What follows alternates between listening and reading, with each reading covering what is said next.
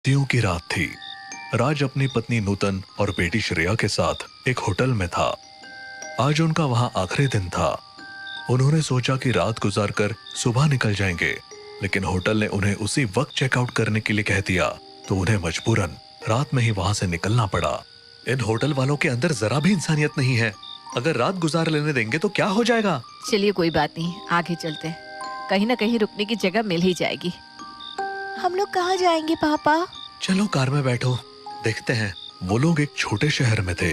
वहां से निकलकर उन्हें कोई भी होटल नहीं मिला।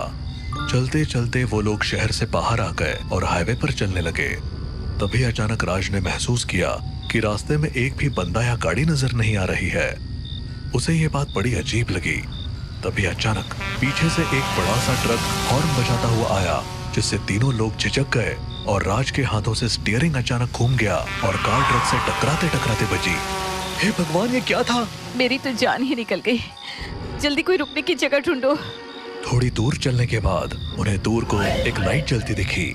अरे वो देखो, वहाँ लाइट जल रही है। चलो वहीं चलते हैं। ये तो कोई गांव लग रहा है। राज ने कार कच्चे रास्ते पर मोड़ी और वो उस जगह पर पहुंचे।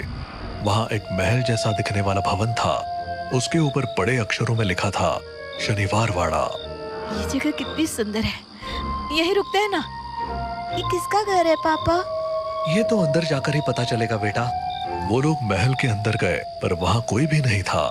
बड़ी अजीब बात है, इतने बड़े महल में कोई है ही नहीं। अरे तो हमें क्या मतलब, हमें तो बस रात गुजारनी है। एक कमरा देखकर वो लोग सोने चले गए, लेकिन रात में अचानक उन्हें किसी की फुसफुसाने की आवाज सुनाई दी।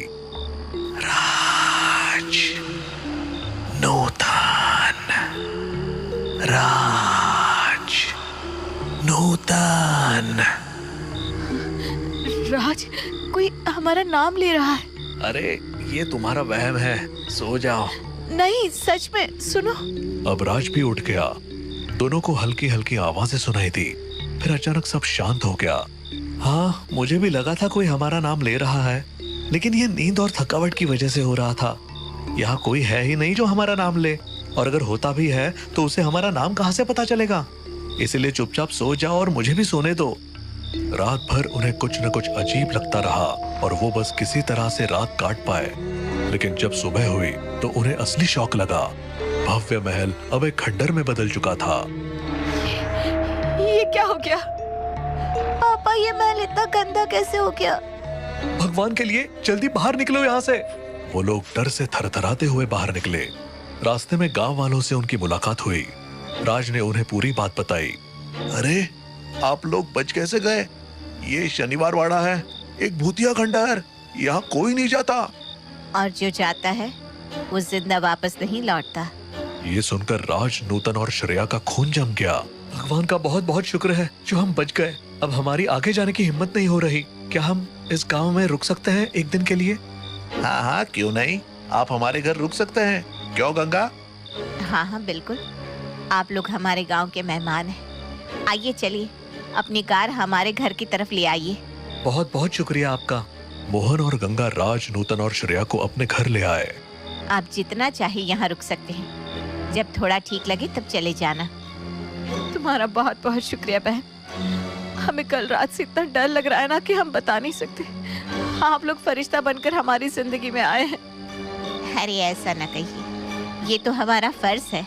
वो लोग आराम से बैठ गए। दिन भर तो सब कुछ नॉर्मल रहा।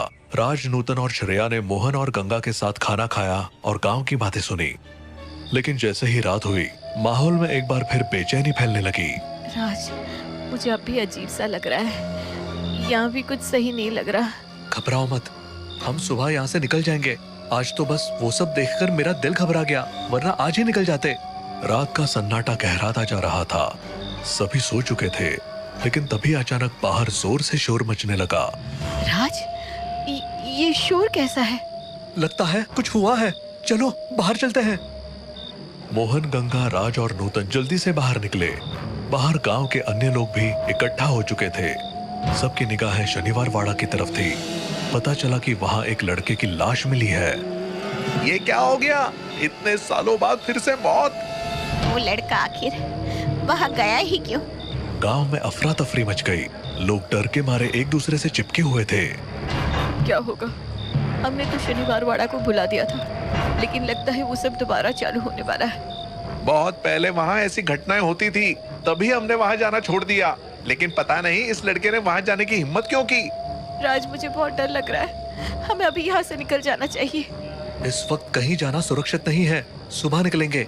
हाँ, अभी फटाफट घर चलिए, श्रेया अकेली है। हाँ, आप सब घर जाइए, बाहर घूमने में खतरा है। जो भी हो रहा है वो अच्छा संकेत नहीं है।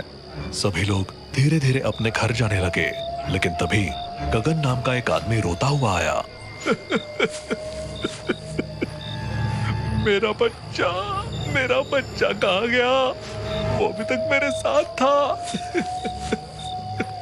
गगन की बात सुनते ही सब चौकन्ने हो गए। लोग उसके बच्चे को ढूंढने के लिए इधर उधर भागने लगे। थोड़ी देर बाद बच्चे की लाश एक पेड़ से लटकी हुई मिली। ये किसने किया? मेरा बच्चा, मेरे बच्चे को क्यों मारा? हे भगवान, मेरा बच्चा। गगन जमीन पर बैठकर फूट फूट कर रोने लगा और सरपंच ने लोगों को एक जगह इकट्ठा होने को कहा। ये मामला बहुत बड़ा हो गया है, कुछ बहुत गलत हो रहा है। हमें समझना होगा कि ये सब क्यों हो रहा है। तभी गगन ने राज और नूतन की ओर इशारा किया। ये सब इन्हीं की वजह से हो रहा है। ये लोग शनिवार वाड़ा गए थे और उन्होंने वहाँ के भूतों को जगा दिया। अब वो फिर से सबको मारने आ गए हैं। गगन की बात सुनकर पूरा गांव राज और नूतन पर शक करने लगा। लोग फुसफुसाने लगे और फिर धीरे धीरे उनकी आवाजें तेज होने लगी। हाँ, गगन सही कह रहा है, यही लोग शनिवार वाड़ा गए थे। इन्हीं की वजह से भूत जाग गया है। इन्हें गांव से बाहर निकाल दो। इन्हें अभी यहाँ से भगाओ, वरना और लोग मरेंगे। राज और नूतन घबरा गए। नूतन की आंखों में आंसू भर आए और वो हाथ जोड़कर गिड़गिड़ाने लगी। हमें माफ कर दो, हमें मत भगाओ, हम खुद ही डर के मारे मर रहे हैं। हम पर शक मत करो, हम सच में नहीं जानते कि ये सब कैसे हो रहा है। गांव वाले उनकी बात सुनने को तैयार नहीं थे। शोर और बढ़ने लगा। तभी गंगा ने बीच में आकर सभी को रोक लिया। रुक जाओ, क्या तुम सब पागल हो गए हो? ये लोग खुद डरे हुए हैं और तुम लोग इन्हें दोष दे रहे हो। लेकिन गंगा, ये लोग शनिवार वाड़ा गए थे। अगर गए भी तो क्या ये जानबूझकर किसी को जगाने गए थे? शांति से सोचो कि अब क्या करना है। हमें किसी तांत्रिक को बुलाना चाहिए या कुछ और करना चाहिए। गंगा की बात सुनकर लोग शांत हो गए। तभी नूतन घबरा कर बोली। मेरी बच्ची, मेरी श्रेया घर में अकेली है, मैं उसे ले आती हूँ। नहीं, तुम हमारी आंखों के सामने से नहीं हटोगी। तुम यहीं रुको, मैं उसे लेकर आती हूँ। गंगा जल्दी से श्रेया को लाने घर चली गई। बाकी सभी लोग डर के मारे एक जगह बैठ गए। लेकिन थोड़ी ही देर में गंगा और श्रेया के चिल्लाने की आवाजें सुनाई दी। सब लोग आवाज की दिशा में भागे। वहां पहुंचकर उन्होंने देखा कि गंगा जमीन पर मरी पड़ी थी और श्रेया उसके पास लेटी रो रही थी। सबके चेहरे पर हैरानी और डर था। श्रेया, कौन था यहाँ? किसने ये सब किया? एक लंबा सा भूत था, उसने अचानक गंगा आंटी को पकड़ लिया। सभी इस घटना से हैरान थे, लेकिन तभी सरपंच की नजर गंगा के गले पर गई। उन्होंने देखा कि वहाँ छोटे छोटे हाथों के निशान थे। फिर उन्होंने श्रेया के हाथों पर खून देखा। ये निशान, ये तो श्रेया के हाथों के ही हैं। इसका मतलब है इसने ही गंगा को मारा है। आप क्या बकवास कर रहे हैं? मेरी बेटी ऐसा नहीं कर सकती।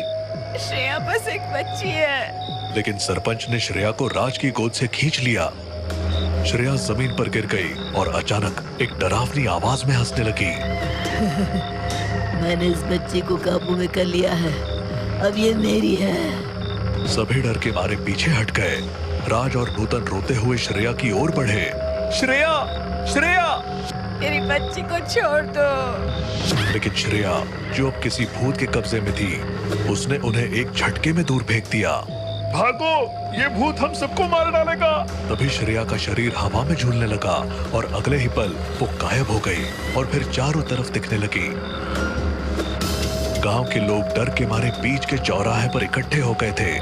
लेकिन श्रेया, या कहे उस भूत के हाथों से तीर निकलने लगे और उसने सबको एक झटके में मार दिया। कुछ ही मिनटों में पूरा गांव वीरान हो गया। सिर्फ उसकी डरावनी हंसी गूंज रही थी। अब ये पूरा गांव मेरा है, पूरा गांव मेरा शनिवार वाड़ा है।